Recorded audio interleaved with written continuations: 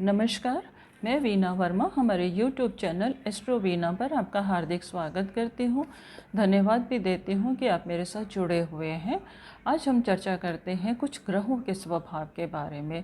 अब ज्योतिष का ज्ञान बहुत ज़रूरी है। ज्योतिष के द्वारा हमारे अंदर सारी संभावनाएं हो जाती हैं, हम सब कुछ पा लेते हैं। जो भी हमारी डिज़ायर्स होती हैं वो ज्योतिष के माध्यम से हम पूरी कर लेते हैं। इंसान का जब जन्म होता है तो उसके ऊपर ग्रहों का प्रभाव अटूट होता है और उन ग्रहों के प्रभाव से ही उसकी जो जीवन की दिशा है वो निर्धारित हो जाती है, उसकी डेस्टिनी निर्धारित हो जाती है। कुछ लोग तो इतने भाग्यवान होते हैं कि उन्हें किसी की सलाह लेने की ज़रूरत नहीं होती, पर सभी तो इतने भाग्यवान नहीं होते और लोगों को गाइडेंस की ज़रूरत होती है। जिन लोगों को गाइडेंस की ज़रूरत होती है कि कैसे हम आगे बढ़ें, कैसे हमारे को मंजिल हासिल होनी चाहिए, तो वो एक ज्योतिषी उनकी जन्म कुंडली का अच्छे से विवेचन करके बहुत अच्छे से बता सकता है। अब हर एक इंसान चाहता है कि उसको करियर में सफलता मिले, उसके पास अच्छा घर हो और उसको जो भी सुख सुविधाएं वो चाहता है वो उसको मिल जाए। तो मिलने के कोई ना कोई तरीके तो होंगे। तो वो ज्योतिष के माध्यम से ग्रह जो हुए हैं वो हमारे को वो सुख सुविधाएं जो वो सब चीज़ें देते हैं जो वो देना चाहते हैं और वो जो देने के लिए आए हैं और जहाँ पर बैठे हैं। हर ग्रह का अपना अपना स्वभाव होता है। सूर्य जैसे रोशनी देता है, चंद्रमा शीतलता देता है, मंगल अग्रेसिवनेस दे देता है। इसी तरह से जो हर ग्रह अपने अपने हिसाब से, अपने नेचर के हिसाब से सभी को कुछ ना कुछ देता है। अब क्या है कि आज हम चर्चा करते हैं कि बुध ग्रह हमें क्या देता है, उसका स्वभाव क्या है और हमारी किस किस चीज़ को रिप्रेजेंट करता है और हम इससे कैसे फ़ायदे उठा सकते हैं। बुध ग्रह से फ़ायदे उठाने के लिए हमारे लिए सबसे ज़्यादा पहले ज़रूरी जान लेना ये है कि ये प्लैनेट है क्या और ये हमारी किस किस चीज़ को रिप्रेजेंट करता है और क्या क्या फ़ायदे हमें जीवन में दे देता है। तो बुध जो है हमारी वाणी का ग्रह है। इसको अगर हम देखें सौर मंडल में देखें तो इसको राजकुमार की संज्ञा दी हुई है। राजकुमार जो होता है बहुत क्रिएटिव होता है, चंचल होता है, सबका ध्यान उसकी तरफ लगा रहता है और जैसे ही राजकुमार सामने आता है उसको देखते एक अपार खुशी मिलती है। अब राजा का बेटा है, उसको देख के खुशी तो मिलेगी मिलेगी और सारा जनमानस जो है, पूरे जो ब्रह्मांड है उसको देख के बहुत खुश हो जाता है। और ये जो है हमेशा राजकुमार जो है हमेशा यंग रहता है। इसी तरह से बुद्ध को रिप्रेजेंट करने वाले जो लोग होते हैं उनका अपीयरेंस ऐसा होता है कि वो हमेशा यंग रहते हैं। और अगर हम अपने उसमें देखें कि हमारे जीवन में क्या क्या चीज़ें रिप्रेजेंट करता है, तो सबसे पहले ये हमारी वाणी को रिप्रेजेंट करता है। क्योंकि जैसे राजकुमार की आवाज़ पर, उसकी बातों पर लोग अट्रैक्ट होकर उसके पीछे पीछे चले जाते हैं, उसी तरह से बुद्ध प्रधान लोग जो होते हैं वो इतने अट्रैक्टिव होते हैं कि उनकी बातों में इतनी मिठास, इतना अट्रैक्शन होता है कि लोग उनकी तरफ खींचे चले आते हैं। पहली बात तो ये होती है। दूसरी चीज़ ये होती है कि हमेशा ये सेंटर ऑफ अट्रैक्शन चाहते हैं। ये चाहते हैं कि सब इनकी तरफ केंद्रित रहें, परंतु ये राजकुमार है। अब क्या है कि अब जो हमारी जन्म कुंडली में हर एक ग्रह जो है अपनी अपनी चीज़ें देता है, तो ये हमें वाक्पटुता देता है। सबसे बड़ी जो चीज़ वो देता है, ये लोगों से काम निकालना जानता है। इसको दो राशियां मिली हुई हैं, एक मिथुन राशि है और एक कन्या राशि है।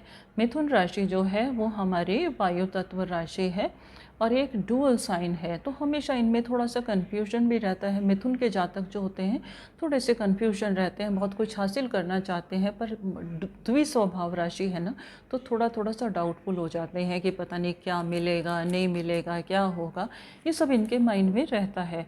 कन्या राशि जो है वो एक पृथ्वी तत्व राशि है, तो इनके स्वभाव में थोड़ी सी स्थिरता होती है।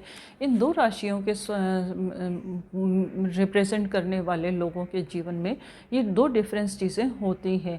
एक के माइंड में चंचलता है, एक के माइंड में थोड़ी सी स्टेबिलिटी है और थोड़ी सी मैच्योरिटी है।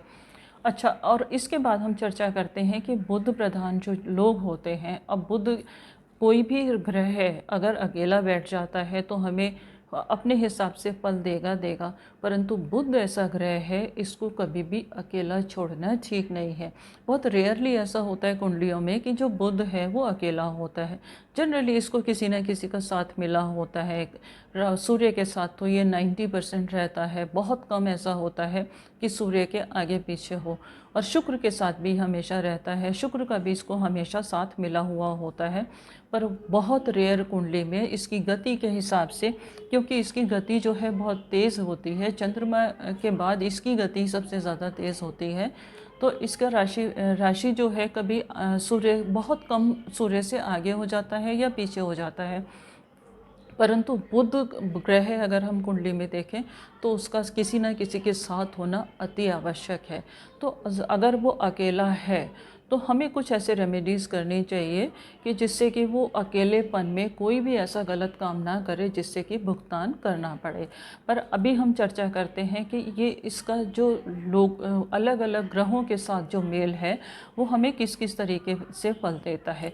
अगर हम देखते हैं सूर्य के साथ, तो सूर्य के साथ बुध आदित्य योग बनता है। अगर ये शुभ ग्रहों में शुभ हाउसेज में बनता है तो हमें बहुत अच्छे रिजल्ट्स देता है, बहुत हमें अनुकूल परिणाम देता है, समझदारी वाले होते हैं और उस ग्रह से, उस हाउस से रिलेटेड चीज़ें जो हैं ये हमें प्रोवाइड करता चला जाता है।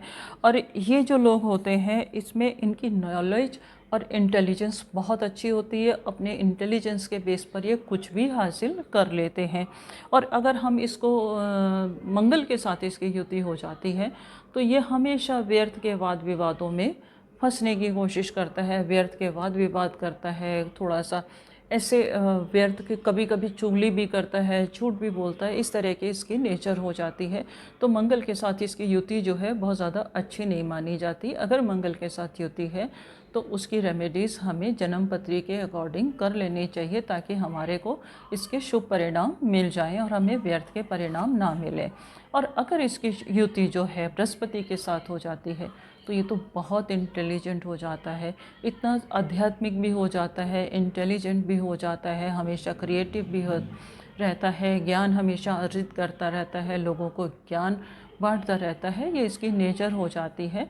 और इस बृहस्पति के साथ इसके योग से दुनिया का बहुत भला होता है और लोगों को ज्ञान बहुत मिलता है और ये थ्रू आउट इंटेलिजेंट रह के लोगों का हेल्प करता रहता है। अगर इसकी युति शुक्र के साथ हो जाए तो ये बहुत क्रिएटिव हो जाता है, ललित कलाओं में मास्टर होता है, टेक्निकल, इंजीनियरिंग, इस तरह के व्यवसाय में भी जा सकता है। और जाने के बाद, क्योंकि शुक्र के अंदर क्रिएटिविटी है और इम्पॉसिबल को पॉसिबल करने की भी इस कला है उसके अंदर, तो वो हमेशा कुछ टेक्निकल काम करता है। परंतु अगर उसके साथ टेक्निकल काम को अंजाम देने के लिए बुद्ध का हेल्प होना, बुद्ध का योग होना, बुद्ध का साथ होना बहुत ज़्यादा ज़रूरी है। क्योंकि लर्निंग पावर तो बुद्ध के अंदर ही है, बुद्ध के अंदर लर्निंग पावर जो है सबसे ज़्यादा होती है। ये परिस्थितियों को देख के बहुत जल्दी सीख भी जाता है और इसके सामने अगर बैठा हुआ हो, इसको नहीं भी सिखाएंगे तो सामने बैठे हुए लोगों के हाव भाव से ये बहुत कुछ सीख जाता है और हासिल कर लेता है। और ताउम्र ज़्यादातर देखा जाता है कि कुछ ना कुछ नया सीखता रहता है, नया सीखते रहने की वजह से ये हमेशा यंग रहता है। अगर इसकी युति शनि के साथ हो जाती है तो इसका स्वभाव जो है वो थोड़ा सा गंभीर हो जाता है और थोड़ा सा सोचने समझने वाला हो जाता है, थोड़ा सा हार्ड वर्किंग भी हो जाता है। वैसे बुध का नेचर हार्ड वर्किंग नहीं है, ये मेंटल काम ज़्यादा करता है, परंतु शनि के साथ युति होने के बाद ये थोड़ा सा हार्ड वर्क भी करता है। और इस बात की गारंटी नहीं है कि वो अपनी एजुकेशन कैसी ले रहा है। एजुकेशन के लिए इसके साथ में सूर्य का होना बहुत ज़रूरी है, तभी वो अपनी एजुकेशन पूरी कर पाता है। और बुध के शुभ फल प्राप्त करने के लिए अगर हमारे को ये शुभ फल देने वाला है तो हम इसका रत्न धारण कर सकते हैं। इसका रत्न जो है वो ज़्यादातर छोटी उंगली में धारण किया जाता है। इसका रत्न है एमरल्ड पन्ना और इसको हम अपनी जन्म कुंडली के आधार पर किस धातु में सूट करेगा उस धातु के अकॉर्डिंग हम पहन सकते हैं। ये हमें रिंग फिंगर में भी बहुत अच्छे फल देता है, हमें फोर्थ फिंगर में भी बहुत अच्छे फल देता है। ये हमें जन्म कुंडली के आधार पर डिसाइड करना चाहिए। और अगर हमें ये किसी तरह से मैलेफिक रिजल्ट दे रहा है, अकेला बैठा हुआ है, जीवन में कोई परेशानी चल रही है, उतार चढ़ाव है और हमारी जो सोच समझ है वो थोड़ी सी कमज़ोर हो गई है, तो हमें उसके साधारण उपाय करने चाहिए। साधारण उपायों में क्या है कि हम इसके मंत्र जाप कर सकते हैं। मंत्र जाप में ओम ब्राम ब्रीम से बुद्धाय नमः, इसका हम जाप कर सकते हैं। हम हरी चीज़ों का दान कर सकते हैं, गौशाला में हरा चारा दान कर सकते हैं।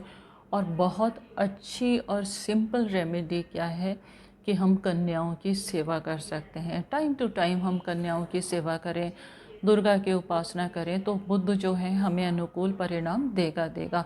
अगर हमारी जन्म कुंडली में बुध अकेला कहीं भी बैठा हुआ है और उसके ऊपर किसी की दृष्टि नहीं है, तो उस अवस्था में हमें कभी भी इसका रत्न धारण नहीं करना चाहिए। उसको अनुकूल बनाने के लिए हमें इसका मंत्र जाप करना चाहिए, इसकी रेमेडीज़ करनी चाहिए, हमें दुर्गा उपासना करनी चाहिए।